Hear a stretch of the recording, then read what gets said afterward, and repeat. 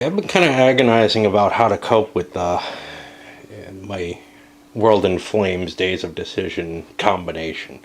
What I'm going to do here is, because I feel like I need to play both games a little bit, I decided I would play, an introductory type of game to Days of Decision 2. I'm still clipping my Russians. I'm almost done with them. Then I'll play Barbarossa and there's a suggested Pacific theater game. Now, that was the plan all along, although maybe not doing Days of Decision, which serves as a wrapper for World in Flames now. But since I haven't gotten my clipping done, I figured I'd do that. Now, whether or not I was going to video it was a big question. Because I'm really just tinkering around with the system. Of course, a lot of times that's pretty much all I'm doing anyway. It's a first look at a game. At least I've played the original Days of Decision, and this is completely different in many, many ways. And I've played 5th edition World in Flames, I think, 4th or 5th edition, quite a few times actually. But I do need to familiarize myself with the systems at hand. So I figured, doing what comes naturally, the thought of playing a game without videoing it is just so alien to me now that I'm going to try this. No promises it's going to be at all decent. No going back, no fixing anything. My decisions are going to be horrible because I'm completely unfamiliar with the political options and with the status display and how to play around with that. I'm really just trying to get a feel for the game so that I don't mess up my big game too much. Now, the cover of Days of Decision is kind of interesting for a first look. You have what appears almost an homage to the old Origins of World War II cover. Not as well done, but nonetheless. Okay. So, again, the concept of Days of Decision 2 is different from the original Days of Decision. The original Days of Decision was, this is a game to help you set up with. You can use DoD2 for that, but it has 2 other purposes. It also is a standalone game. Now, the original Days of Decision could be a standalone game, but it was a pretty crappy one.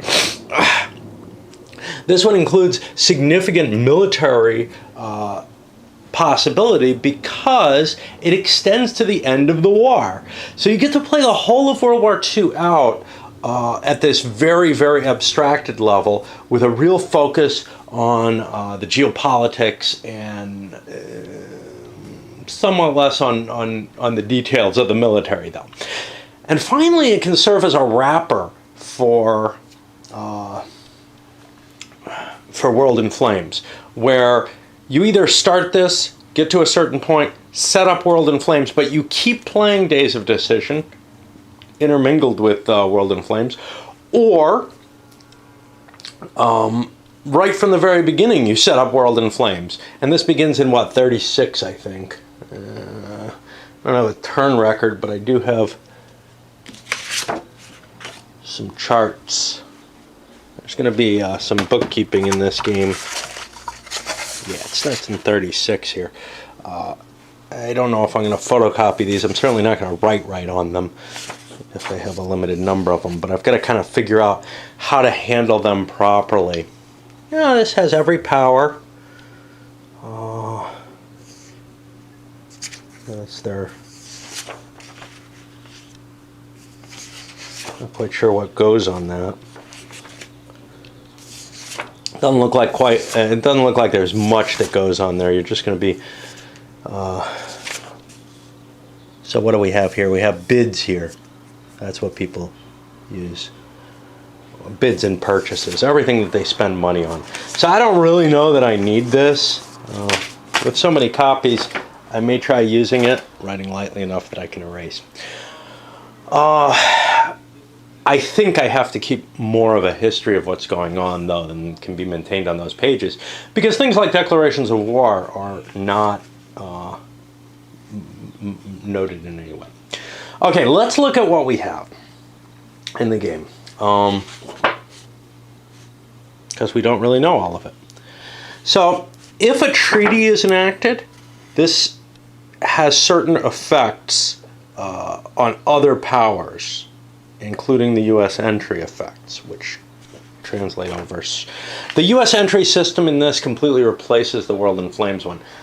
For good or ill, the World in Flames one is kind of more complicated in some ways, but this one, because it works directly to the political actions, actually works more cleanly, I think, in conjunction. It doesn't have a whole big set of rules and special cases on everything. And then here are effects on other countries if you declare war. Each player, and there's what, 7, 8, I don't know, 7 different major powers or something like that, maybe 8. The U.S. has to always play China, though. It has this set of basically 9 different things they can do, and this is pure old days of decision. You had this list of little, of almost cards. I may want to photocopy them and put the card in. On the back, you have an explanation of, a deeper explanation of what they do. The Germans have more than anyone else, so their explanations are in the rules. And then you have things you can do, for example, unilaterally disarming. These have become more generic than they were in the world in the old days of Decision One, as far as I can tell, in the sense that you can do some of these and mix them, and they have more options because you can direct them at a specific power. So if we look at the German ones or the Russian ones here, we don't see anything about, specific demands on Romania or anything like that. That's going to be handled through other means, I believe. Oh, wait, we have abducting Chiang Kai-shek. Oh, that's pretty damn specific. Okay. And each power has their own set of these.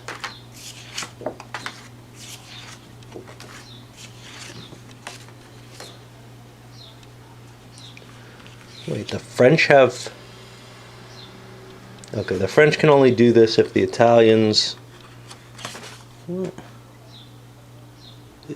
IT6 played an initiative greater than an Italian.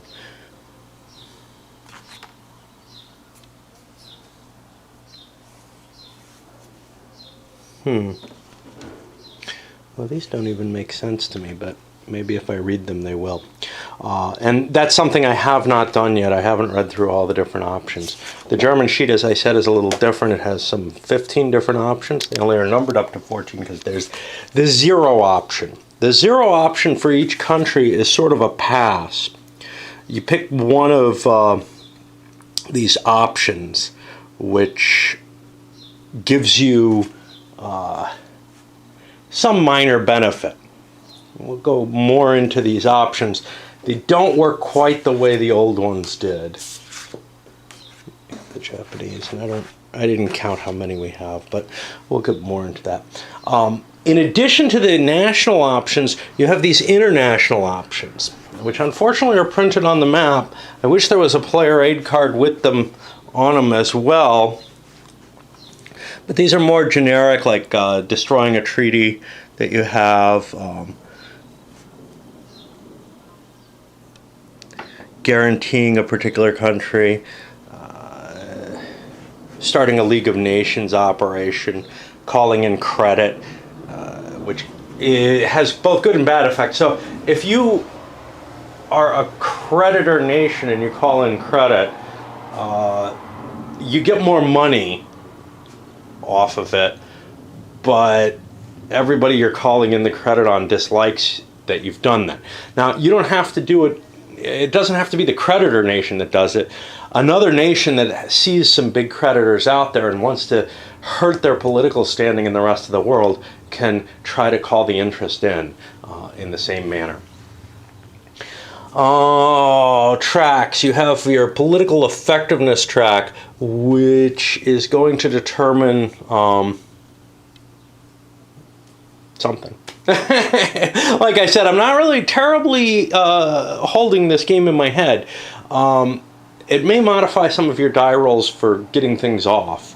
I think it does, but here, I think it actually is the key factor. That's a carryover from the old days of decision, where you roll dice against your political effectiveness, essentially, to see if the option that you tried to get going actually happens. And it's hard to get your political if your political effectiveness is down, it's really hard to get it up. So you want to try to not lose political effectiveness in the game, or else you end up unable to do anything throughout. Then we have this initiative track, which is going to keep track of, there's two kinds of initiatives in the big Wrapper game. There's going to be the military initiative, but this is the political initiative. And that's going to determine who gets to fire off events first. And it also affects how valuable their bids are. Which we'll see, and it can generate bids, I think, for you. Extra bid points. Oh, what do we have here? We have a bunch of little tables that I'm not going to go too much into, but like these determine certain countries are limited as to what minors they can control, certain of the major powers. There's the League of Nations. When you have a coup, you have to roll here. When there's a civil war, you have to roll to see how the forces are distributed, and it's all pretty random. And then this game does cover weather. You'll be using, when we go to the World in Flames Days of Decision combination, we'll be using the World in Flames weather rules instead. But these give you a kind of simplified set. This is the political status display. This is the newest thing in the game. Yeah. Now there's a Days of Decision 3 which builds on this. I didn't see that cheap, so this is what I have. Each country has its own little space on the hex grid. On the big hex, right? And then you have certain ideologies which are set up in different spheres. So for example, this is the communist socialist ideology. The USSR is here in pure Marxism, but they can actually wander about throughout socialism without destroying their government. There's an option that allows you to basically throw that all out. Other major powers here, you have the US, Britain, France is somewhere in here, China. This is kind of odd.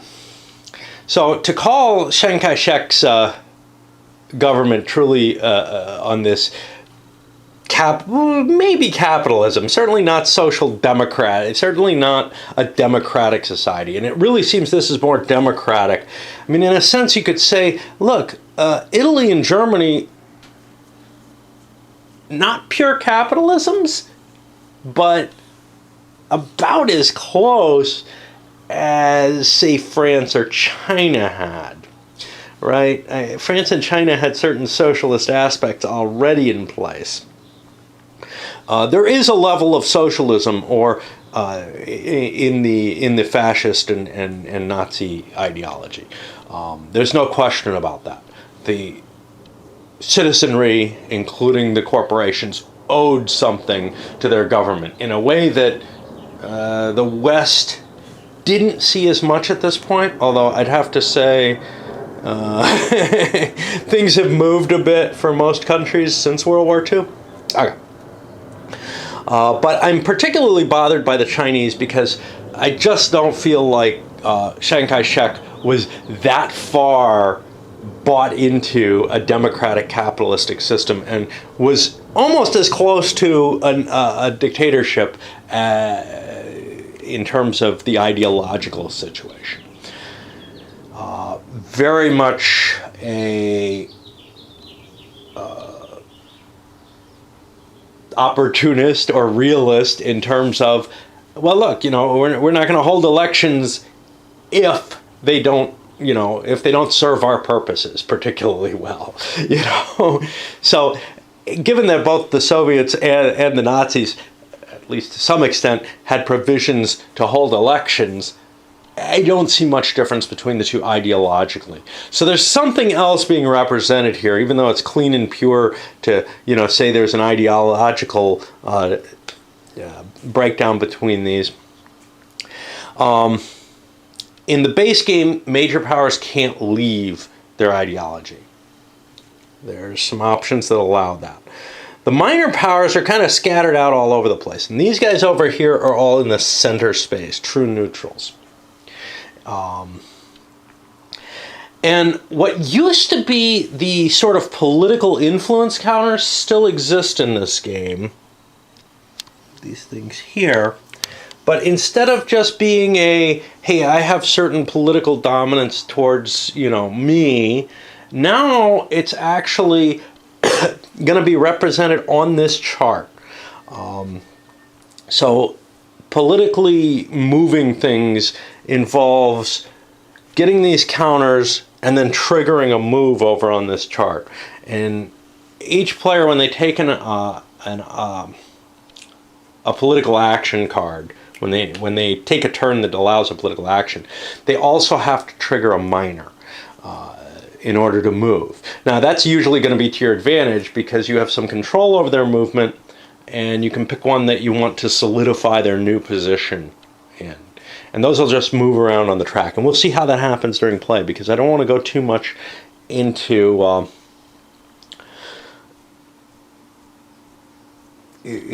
demonstrations or something. This is not meant to be this is meant to be an even less finished product than usual. And then you have this world map here, which, man, the graphics of the inset, you might say, oh, that's cool. This causes me immediate headaches, this kind of when I'm trying to look to see, I'm moving along through Africa. It's just really hideous to me. I understand the design idea of doing a cutout to blow things up, give me a little bit more room to see where the key action's going, but just the actual visual ergonomics of it don't work. And I have to say, Australian Design Group has done a lot of what I consider kind of bad component and design decisions. When we look at where the World in Flames map went, we're going to look at two different World in Flames maps.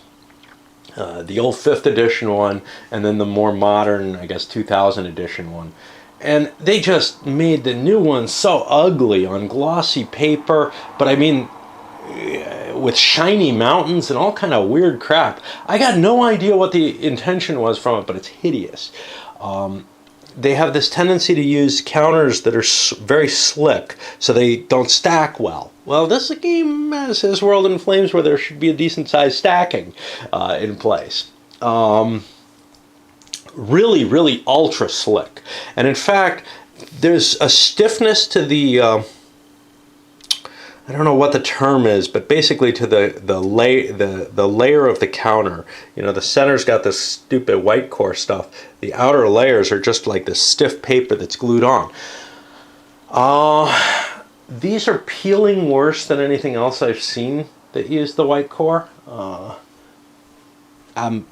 I had this issue with when I played Seven Ages, where I was constantly having to glue and repair counters.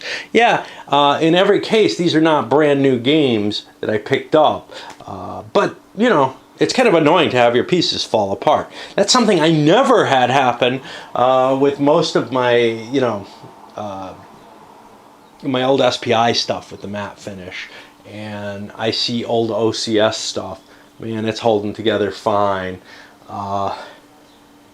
So it is kind of disturbing. Now maybe these don't wear out as much as other gloss counters. I can't tell because my games that I've bought have all been kind of still on the counter sheet. They're unpunched, even if they're older games where the glue's kind of worn out.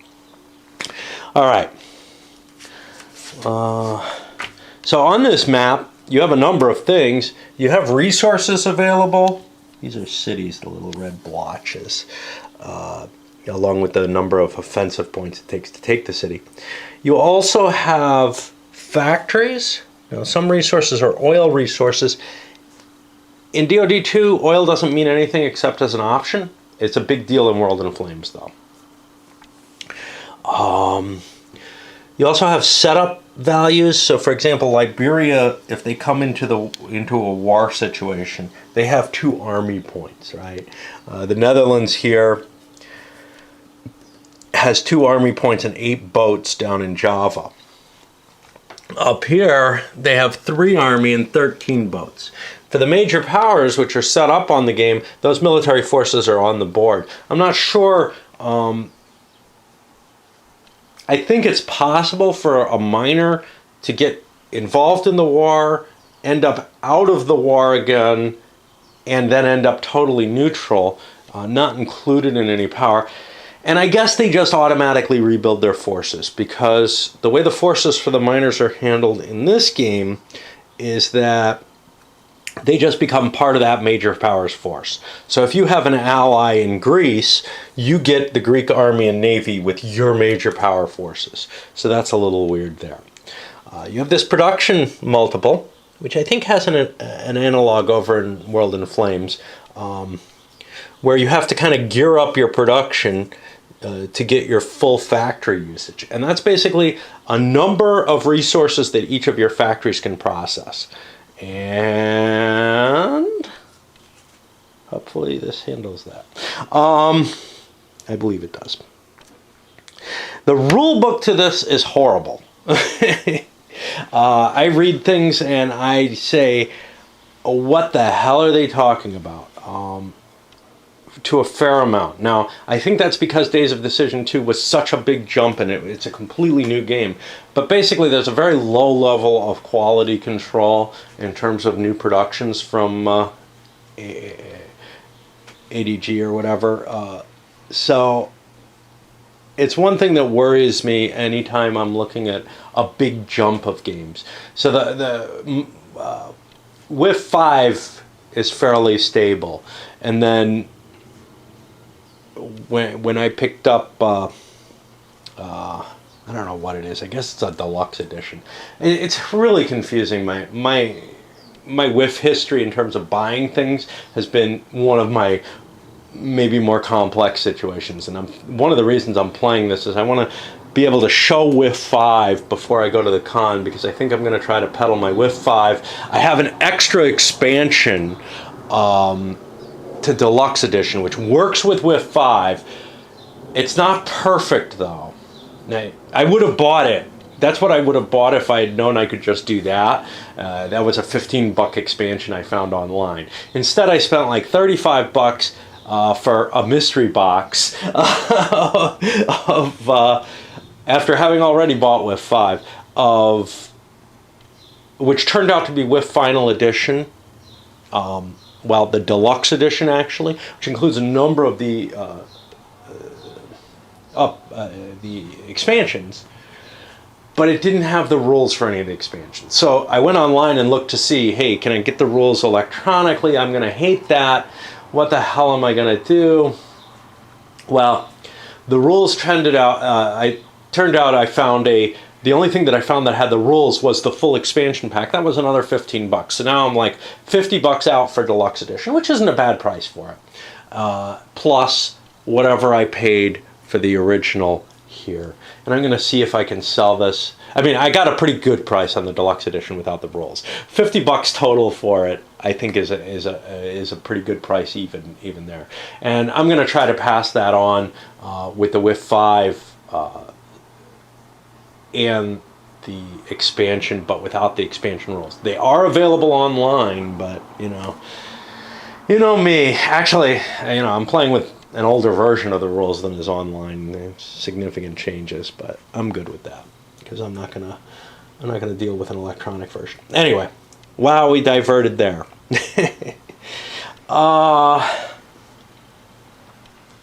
So yeah, you've got.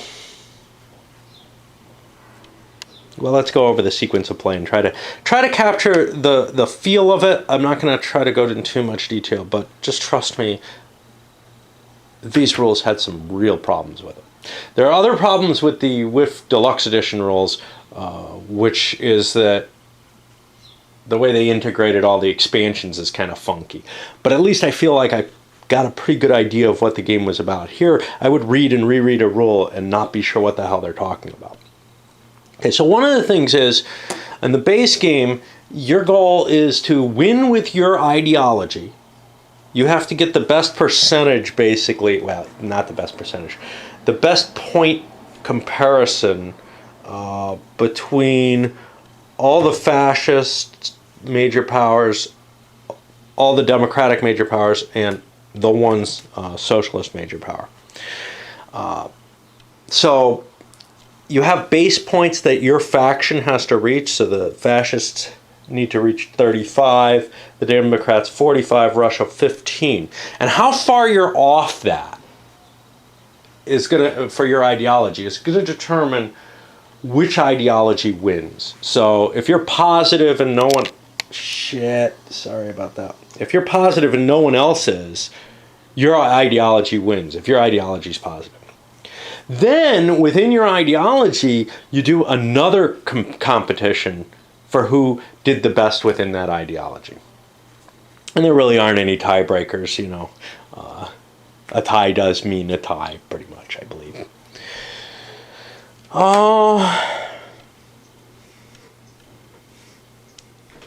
So that's kind of the base victory goal there. The way the sequence of play works is you determine initiative. Okay, on the first turn you're not going to do this, and we have monthly turns here. I think the original Days of Decision was not monthly. I think they were yearly turns, if I recall correctly. It was not a long game. It was really meant to set up World in Flames. This is a big old game on its own, which is why I'm not sure I'll do the whole thing.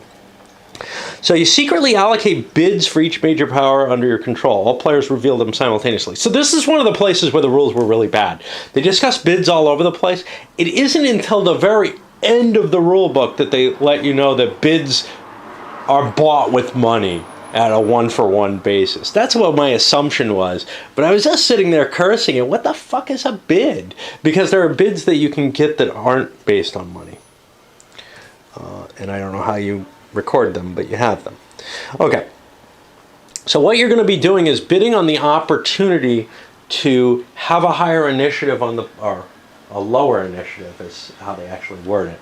Lower rank, first versus eighth or whatever. Initiative on the table. Actually, I don't know which way they word it. I think they probably word it both ways because it's that confusing. And then that's also that's going to affect the order in which you get to play your action.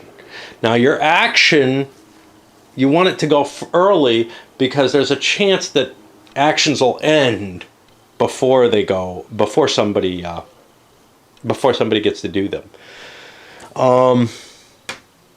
You add your positional modifier to your major powers bid. I believe that's this thing.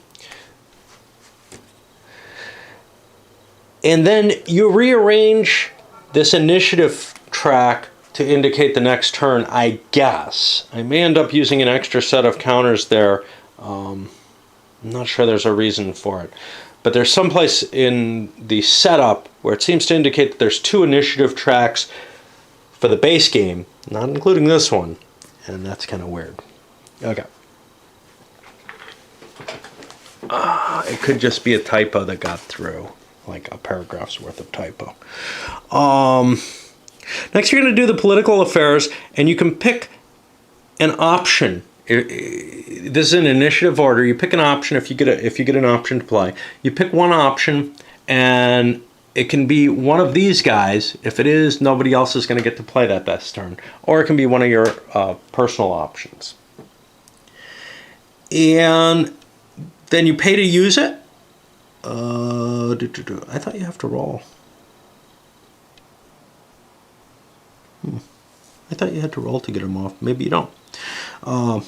You pay to use it. You place one of your control markers on the map to affect the minor countries. And basically what that's going to be is you put these guys to manage the point changes. So for example, if I did this It's War here, for the Japanese, Argentina gets a +1. They're in my favor a little bit. Brazil gets a -1. They drop.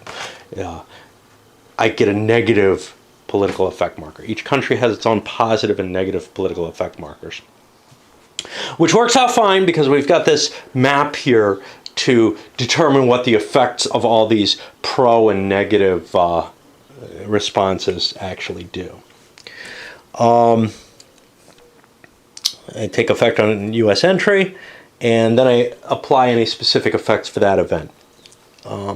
Then I must activate a minor country of my choice, unless I declared war. And that activation is to roll some dice. Is to take into account all the different modifiers on that minor.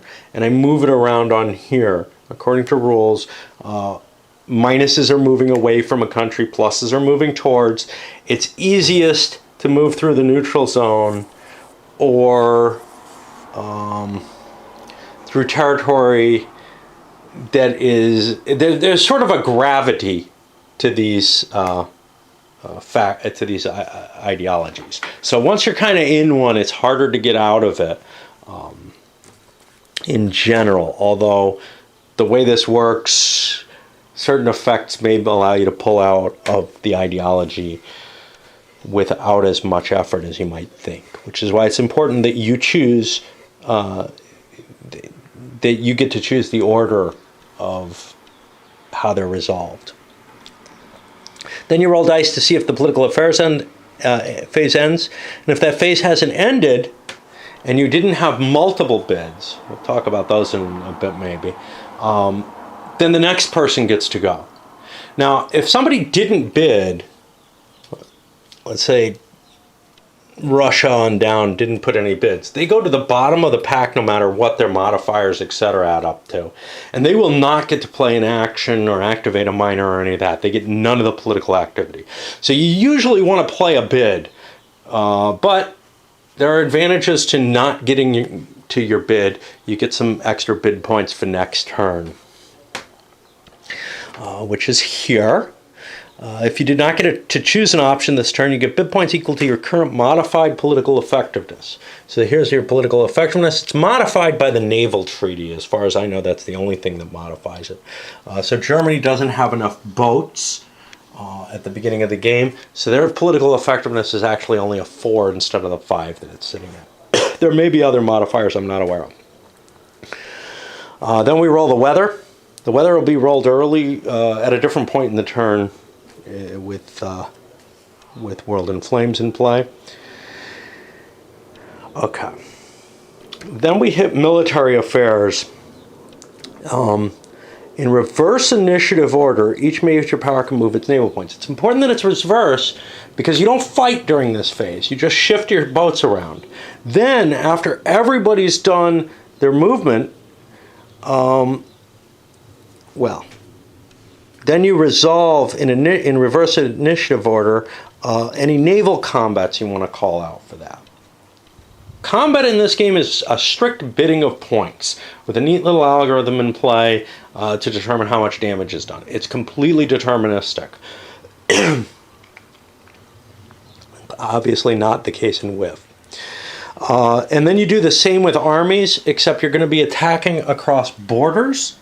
And the goal with armies is to cause successful offensive points, where you'll sort of capture the territory over time as you succeed in your attacks. And that's also done deterministically as a ratio of losses, essentially. Then you're going to get your production, and you can buy bid points, army points, and navy points. The bid points for next turn, the army and navy just show up on the map immediately. And you're allowed to spend into a credit limit. So everybody starts with positive money except for China, who starts with nothing. But everybody also has a limit to which they can put their credit down to. And if they are owing money, well, there's a chance they may have to pay interest depending on options picked.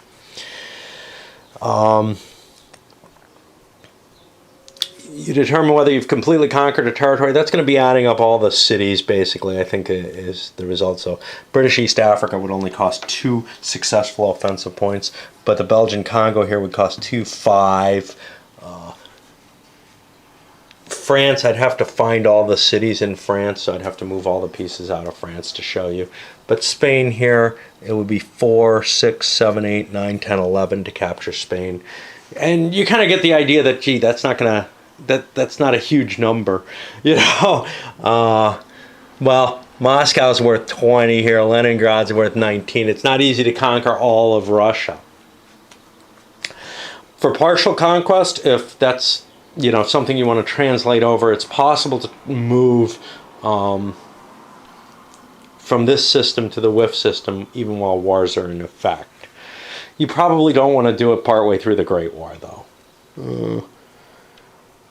And then you check to see if the game has ended. If not, the naval units go back to base and the next turn starts. I'm going to pause here. I may be done. But I need a rest no matter what, and I may come back and describe things in a little bit more detail.